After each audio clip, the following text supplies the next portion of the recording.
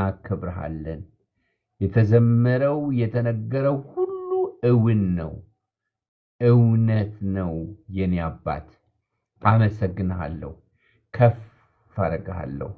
ደግሞ አምላካችን ሆይ በዚህን ሰዓት በተለያየ የዓለም ክፍል በታላቅ ስጋት፣ በታላቅ ጥቃጤ፣ በጣም በታላቅ ድንጋጤ ውስጥ ከሕፃናት እስከ አዋቂ ሌሎችም ጌታ እግዚአብሔር ሆይ ሲነጋና ሲመሽ በሰቀቀን ውስጥ ያሉትን የጦርነት አውድማ ውስጥ ያሉትን በምድርም በሰማይም የጦር መሳሪያ እግዚአብሔር ሆይ ናዳ የሚወርድባቸውን ተቋማቶች እየተቃጠሉ እየወደሙ ያሉባቸውን ከተሞችን ምንም ግራና ቀኝ የማያውቁ ኢኖሰንት የሆኑ እግዚአብሔር ሆይ ሰዎች የጦርነት ማገዶ የሆኑ ያሉበትን በፊት ይዘን እንቀርባለን።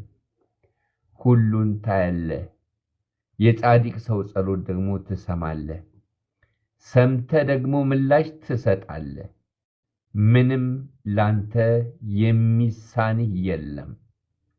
አምላካችን ወይ በጌታ በኢየሱስ ክርስቶስ ስም ሁሉን ነገር የምትቆጣጠር ጌታ እጆቻችን ወደ አንተ አንስተን አሁንም ከአይምሯችን በላይ ከአቅማችን በላይ ከእውቀታችን በላይ ከቁጥጥራችን ሁሉ በላይ የሆነውን እንዴት እንኳን እንደምንጸልይ አቤቱ ስናስብ የሚከብደንን ይህንን የጦርነትን አዋጅ ሁሉ እንድትመለከት መሪዎችን እንድትመለከት ጣልቃ እንድትገባ በኢየሱስ ስም ጸልያለሁ። በተለያየ የዓለም ክፍል ላይ ያሉት ሥጋ የለበሱ ሁሉ አቤቱ ሶዶምና ጎሞራ ከላይ ከሰማይ እሳት ሲወርድባት መልአክ ልከህ እጅ ይዘህ እንዳስወጣ አቤቱ ጌታ ሆይ እንድታስመልጥ በኢየሱስ ስም ጸለይኩኝ። ደግሞ በፊት ልንማር ቃልህን ገልጠን ልንማራለንና ልዑል አምላክና አባት ሆይ በጌታ በኢየሱስ ክርስቶስም የቃልህን ፍቺ እንድታበራልን በቀረው የሕይወት ዘመናችን የማይረሳና የማይዘነጋውን አቤቱ ቃልህን እንድታበራልን ሁለንተናችንን ላንተ አሳልፈን ሰጠን። ክብር በሰማይ በምድር ላንተ ይሁን በጌታ በኢየሱስ ስም አሜን። ክብር ለአምላካችን ለእግዚአብሔር ይሁን። እግዚአብሔር ይባረክ። ሶሪ እንደዚህ ላድርግ ይሁን እንደዚሁ። እሺ እንደዚሁ ይሁንና እንቀጥላለን።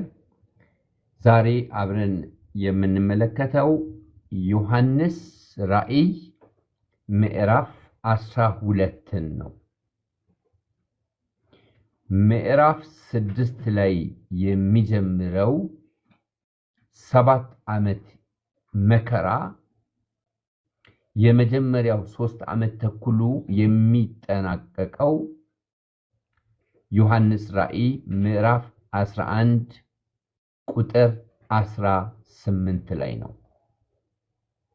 ከምዕራፍ 12 ጀምሮ እስከ 19 ያለው ሁለተኛው ዓመት 3 ዓመት ተኩል ሁለተኛው ፈረቃ የሆነ 3 ዓመት ተኩል ሲሆን እንግዲህ ሁለቱን አጋማሾችን ስናነጻጽር የመጀመሪያው 3 ዓመት ተኩል ኦልሞስት ኖርማል ነው ማለት ይቻላል። የመጨረሻ ከባድና በዓለም ታሪክ ላይ ታይቶ ተሰምቶ የማይታወቅ አጭር ጊዜ የሆነና መከራና ስቃይ የሚበዛበት የትኛው ጊዜ ነው ብንል ሁለተኛው 3 ዓመት ተኩል ነው። በዚህን ጊዜ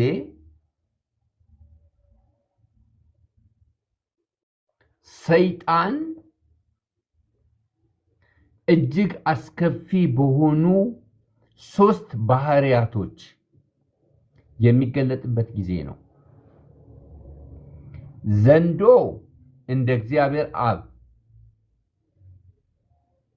ሐሰተኛው ክርስቶስ እንደ እግዚአብሔር ወልድ፣ ሐሰተኛው ነቢይ ደግሞ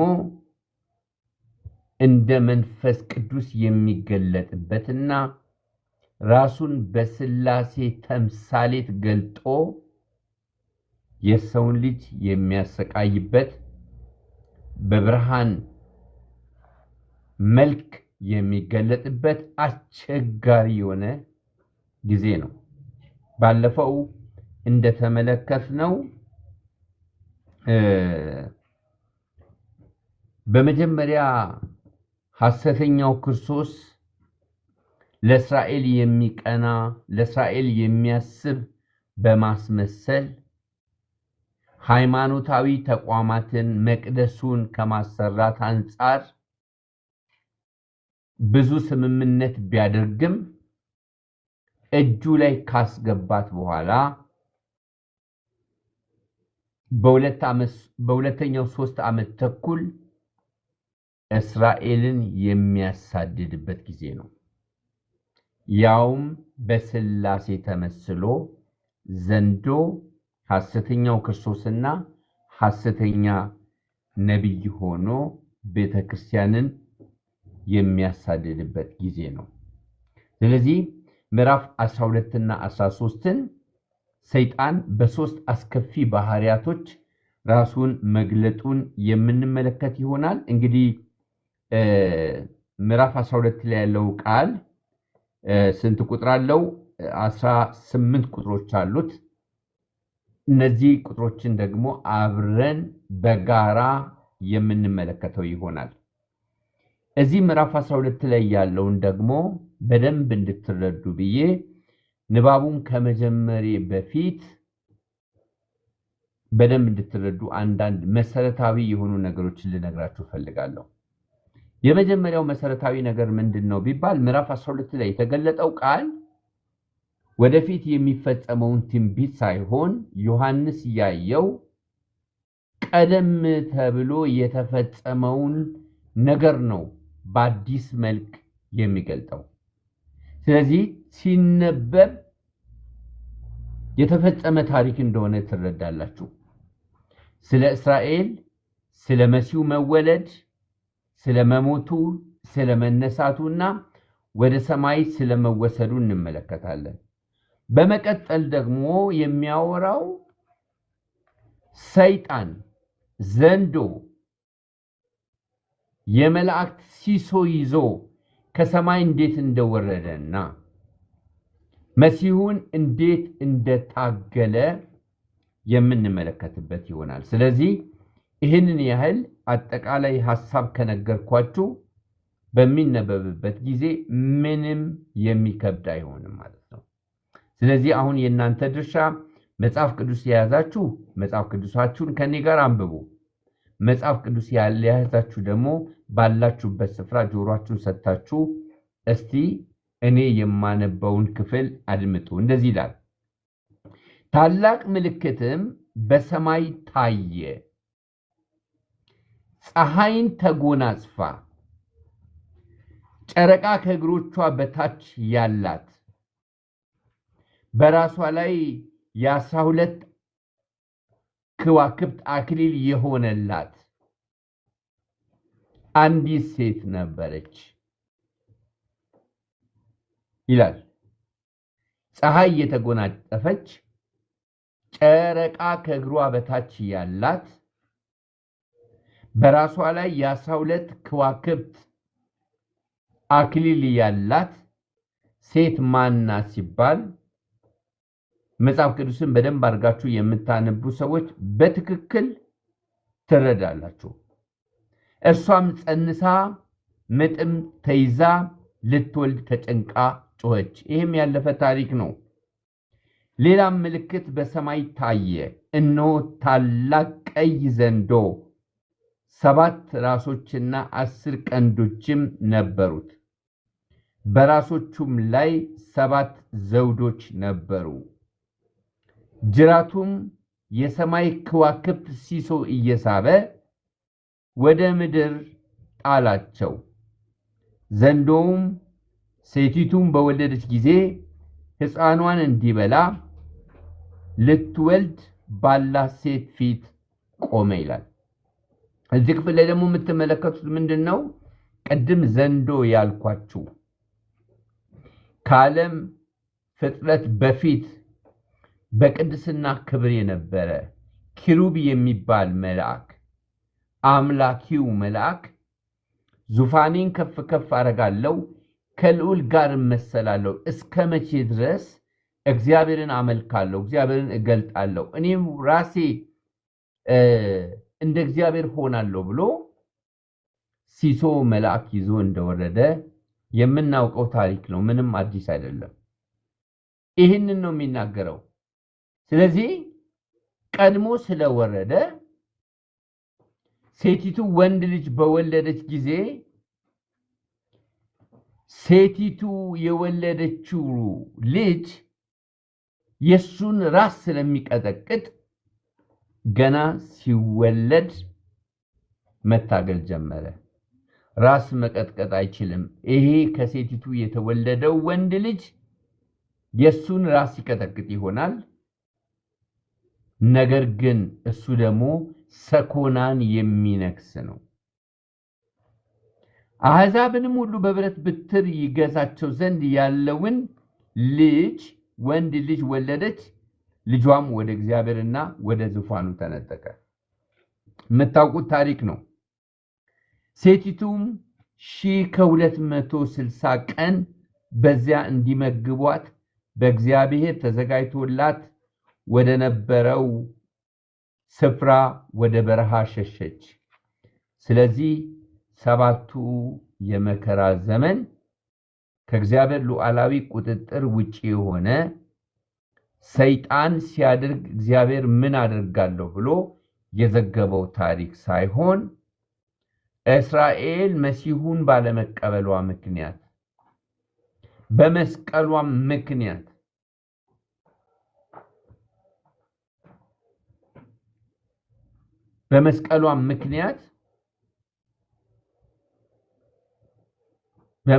ምክንያት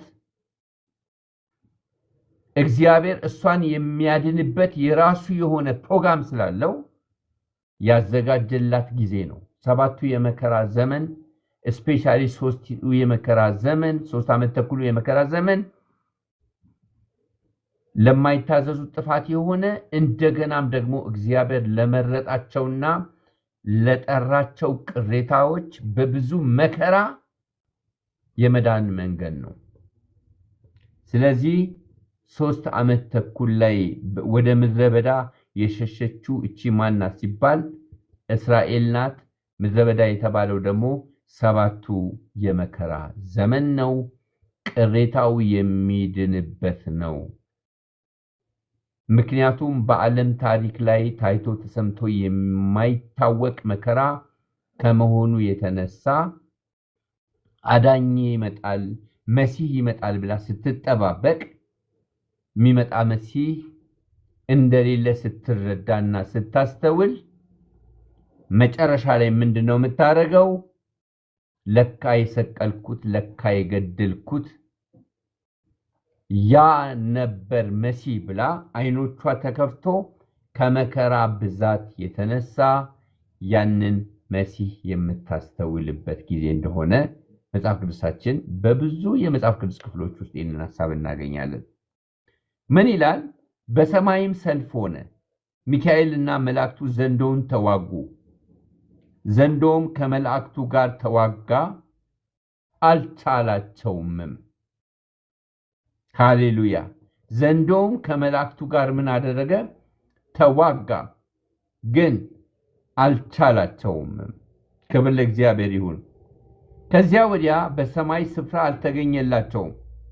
ዓለሙን ሁሉ የሚያስተው ዲያብሎስና ሰይጣን የሚባለው ታላቁ ዘንዶ እርሱም የቀደመው እባብ ምን ሆነ? ተጣለ፣ ወደ ምድርም ተጣለ። መላእክቱም ከእርሱ ጋር ተጣሉ። ተዋጋ፣ ወረደ፣ ሲወርድ ደግሞ ሲሶ መልአክ ይዞ ነው የወረደው።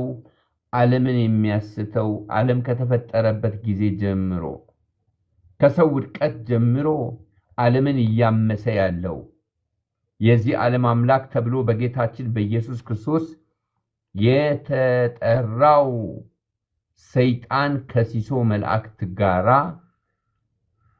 ምድር ላይ ነው ያለው ተጥሎ ማለት ነው። ተጥሎ እንግዲህ ዓለምን እንደዚህ ካመሰ ይታያችሁ ኃይሉን። የሚገርም ነገር ነው እዚህ ክፍል ላይ የምትመለከቱት። ታላቅም ድምጽ በሰማይ ሰማው እንዲህ ሲል አሁን የአምላካችን ማዳንና ኃይል መንግስትም የክርስቶስም ስልጣን ሆነ። ክብር ለእግዚአብሔር ይሁን። ቀንና ሌሊት በአምላካቸው ፊት የሚከሳቸው የወንድሞቻችን ከሳሽ ምን ሆነ? ተጥሏልና ይላል። ሃሌሉያ! ክብር ለእግዚአብሔር ይሁን። ኢየሱስ ጌታ ነው። ሃሌሉያ!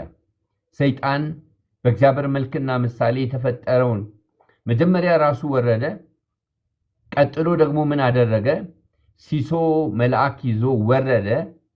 ሶስተኛ ራውንድ ኤደን ገነት ገብቶ አዳምና ሔዋንን አሳታቸው። ዓለሙን ሁሉ አስከተለ። በተፈጠረው ዓለም ላይ ያሉትን በእግዚአብሔር መልክና ምሳሌ የተፈጠሩትን የሰው ልጆችን በሙሉ አስከተለ።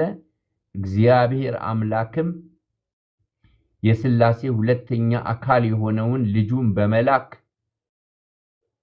ስራውን በማፍረስ በሱ ግዛት ውስጥ ያሉትን በማዳን አሸነፈ። ድል ነሺውን ድል ነሳ። ዓለም ላይ ካሉት ሰዎች መካከል በቁጥር በጣም ጥቂት የሆንን እኛ ብቻ ነን እሱን ያሸነፍነው። ከዛ ውጪ ፍጥረት ዓለሙ በሙሉ ለማን ነው የሚገዛው ሲባል ለወደቀው የዚህ ዓለም አምላክ ተብሎ ለተጠራው እንደሆነ ሁላችንም እናውቃለን። እነሱም ከበጉ ደም የተነሳ ከምስክርነታቸውም ቃል የተነሳ ድል ነሱት። ድል ነሺውን ድል ነሱት። እሱ ድል ነስቷቸው ነበረ። ድል በመንሳት የሚታወቅ ነው። ድል ነሺው እስከሚመጣ ድል ነሺ በመባል ይታወቅ ነበረ። ድል ነሺውን ድል የሚነሳ ጌታ መጣና ከድል ነሺው ድል ነስቶ እኛን ታደገን ማለት ነው። ክብር ለእግዚአብሔር ይሁን። የተነሳ ድል ነሱት፣ ነፍሳቸውንም እስከ ሞት ድረስ አልወደዱም ይላል። ቁጥር 11 ላይ ያለው ቃል በጣም የሚገርም ቃል ነው። እንዴት ነው ድል የነሱት? እባብና ጊንጡን ትረግጡ ዘንድ በጠላት ኃይል ሁሉ ላይ ስልጣንን ሰጥቻችኋለሁ ተብሎ እንደተጻፈ እባብና ጊንጡን ረግጠው ነው ድል የነሱት ሲባል ኖ፣ ምስክርነት አላቸው። ምስክርነታቸውን እየተናገሩ የሚከፈለውን የህይወት መስዋዕትነት በመክፈል አንገዛልህም በማለት ሃሌሉያ። ድል መንሳት በነገራችን ላይ አንደኛው በስሙ ማሸነፍ ነው። ሁለተኛው እሱ የሚያቀርበውን ሽንገላ በመቃወም የሚከፈለውን መስዋዕትነት ሁሉ መክፈል ነው። ብዙ ጊዜ እኔና እናንተ የሚመስለን ያሸነፍነው እንደሆነ ብቻ ነው። መጽሐፍ ግን ምንድነው የሚለው? ነፍሳቸውንም እስከ ሞት ድረስ ምን አላደረጉም? አልወደዱም። ያኔ እንደ ዛሬው ዘመን ሳይሆን ከምስክርነት ቃልና ከደሙ የተነሳ የህይወት መስዋዕትነት በመክፈል ነው ድል የሚነሳው። ሰይጣን ድል የሚነሳው የቀደሙት የእምነት አባቶች የዚህ ዓለም አምላክ የሆነው ሰይጣን ከምድረ ገጽ ያጠፋቸው እስኪመስል ድረስ ሲያንጨረጭራቸው ነበረ። ነፍሳቸውንም እስከ ሞት ድረስ አልወደዱም። ነፍሳቸውን ሰው፣ ነፍሳቸውን ሰጡ። ድል የነሱት ነፍሳቸውን በመስጠት ነው።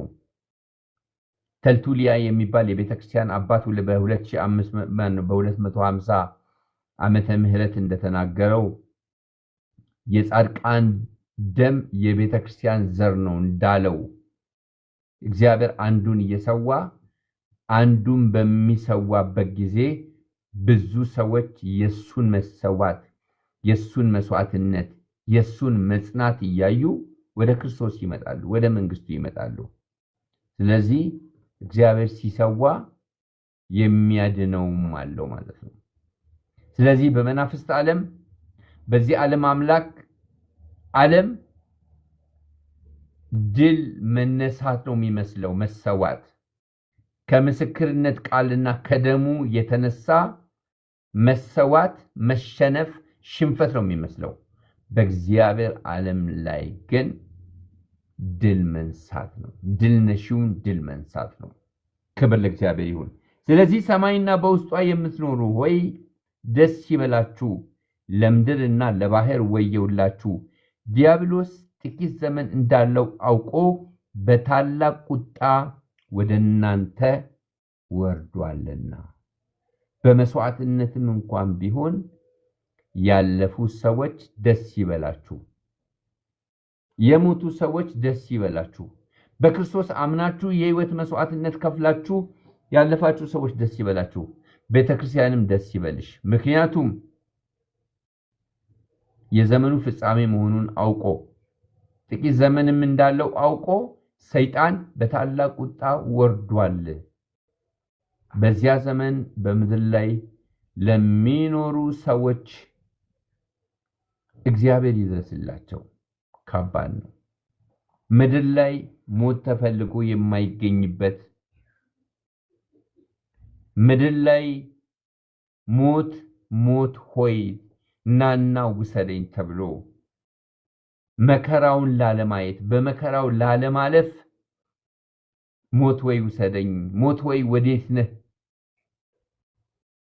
ተብሎ ሞት በማይደርስበት በዚያ ዘመን እግዚአብሔር በመስዋዕትነት ወደ ራሱ የሚሰበስባቸው ሰዎች ብፁዓን ናቸው። ክብር ለኢየሱስ ይሁን። እንደዚህ ይላል፣ ዘንዶም ወደ ምድር እንደተጣለ ባየ ጊዜ ወንድ ልጅ የወለደችውን ሴት አሳደዳት። ስራዬን ያፈረሰው እሱ ነው ብሎ ወንድ ልጅ የወለደችውን እስራኤልን አሳደዳት።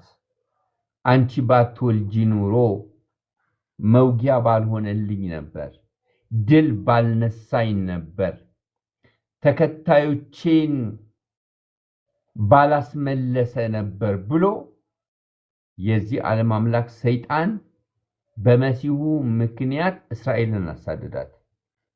እኔ እንጃ በአሁኑም ዘመን እስራኤልን በመሲሁ ምክንያት መሲሁን ባለመቀበል ምክንያት የሚቃወሙ ሰዎች ከማን ወገን እንደሆኑ መለየት ከባድ ነው። ምክንያቱም ሰይጣን ባትቀበለውም አሳልፋ ብትሰጠውም እንኳን እስራኤል ሰይጣን ግን አንቺ ነሽ የወለድሽው፣ አንቺ ነሽ ስራዬን የሚያፈርሰውን መሲህ የወለደችው ብሎ እስቲል ነው ያሳድዳታል እስራኤልን። እና ከዛ ከጠላት ጋር ተባብረው እስራኤልን የሚያሳድዱ እንዳይሆኑ ፈራለሁ። ምክንያቱም ምንም እንኳን ከዓለም ሕዝብ የተለየች ሕዝብ ባትሆንም እግዚአብሔር የተጠቀመበትን የክብር ዕቃ አሳልፎ አይሰጥም። ስለዚህ እግዚአብሔር የወደደውን መውደድ፣ እግዚአብሔር የተቀበለውን መቀበል፣ እግዚአብሔር የተቃወመውን መቃወም ነው እንጂ ከእግዚአብሔር ጋር ስንጣላ ከእግዚአብሔር ጋር ባለመግባባት እግዚአብሔርን ስንዋጋ እንዳንገኝ ልንጠነቀቅ ይገባል። ከእባቡም ፊት ርቃ አንድ ዘመን ዘመናትም የዘመንም እኩሌታ ወደምትመገብበት ወደ ምድረ በዳ ወደ ስፍራዋ ወደ ምድረ በዳ እንድትበር ለሴቲቱ 2 የታላቁ ንስር ክንፎች ተሰጣት። በተግዳሮት ውስጥ የምታልፍበት ማለት ነው። እባቡም ሴቲቱ በወንዝ እንድትወሰድ ሊያደርግ ወንዝ የሚያህልን ውሃ ካፉ በስተኋላው አፈሰሰ። ወንዝ ሲባል ወንዝ ማለት አይደለም፣ ስለ መከራ ዶቭ ነው የሚያወራው። ምድሪቱም ሴቲቱን ረዳቻት። ምድሪቱም አፏን ከፍታ ዘንዶው ከአፉ ያፈሰሰውን ወንዝ ዋጠችው። ዘንዶውም በሴቲቱ ላይ ተቆጥቶ የእግዚአብሔርን ትእዛዝ የሚጠብቁትን የኢየሱስ ምስክር ያላቸውን ከዘሯም የቀሩትን ሊዋጋ ሄደ። በባህርም አሸዋ ላይ ቆመ ይላል። ብትረዳም ከምድረ ገጽ ለማጥፋት ሰይጣን ምን ያህል እንደታገላት ነው የሚያመለክተው። እንግዲህ መከራው 3 ዓመት ተኩል የሚቆይ ነው። መከራው ስለተመረጡ ሰዎች ባያጥር ኑሮ ከመከራው የተነሳ የሚተርፍ ሰው ባልነበረ። መከራው ኃይለኛ ነው። መከራው ብርቱ ነው። መከራው ግን አጭር ነው። በዚህ መከራ ጊዜ እግዚአብሔር የሚያድናቸው የራሱ የሆኑ ቅሬታዎች አሉ። ቅሬታውን ለማዳን እግዚአብሔር በሉዓላዊ ችሎታው ተቆጣጥሮት ያመጣው መከራ እንጂ ሰይጣን እንደፈለገ ምድር ላይ ሲፈነጭ እግዚአብሔር ከአቅሜ በላይ ነው ብሎ የዘገበው ታሪክ አይደለም። ስለዚህ ዛሬም እንግዲህ ዛሬ ምሽት ብዙ ዜናዎችን እየተከታተልኩ ነበር። 3ኛው የዓለም ጦርነት የሚነሳ ይመስላል እያሉ በጣም ብዙ ሰዎች በጣም በትልቅ ስጋት እየዘገቡ ነው። እግዚአብሔር ካለው በቀር የሚሆን የለም። እግዚአብሔር ከሚለው በላይ የሚሆን የለም። ምንም ይሁን ምንም ከእግዚአብሔር ቁጥጥር ውጪ የሚሆን ምንም ነገር የለም። የሚያድናቸውን ያድናቸዋል፣ የሚፈርድባቸውን ይፈርድባቸዋል፣ ቅሬታዎቹን ይታደጋል፣ ጠላቶቹን ደግሞ ይበቀላል። ስለዚህ በዚህ ቃል እንድንጽናና በጌታ ፍቅር ላበረታታችሁ እወዳለሁ። ስለነበረን ጊዜ የአምላካችን እግዚአብሔር ስም ለዘላለም የተባረከና የተቀደሰ ይሁን። ምናልባት ሪፍሌክት የምታደርጉት ነገር ካለ ወይም ደግሞ ጥያቄም ካላችሁ ለእናንተ እድሉን እሰጣለሁኝ። በትዕግስት ይህንን የከበረውን የእግዚአብሔርን ቃል ስለተከታተላችሁ ደስ ብሎኛል።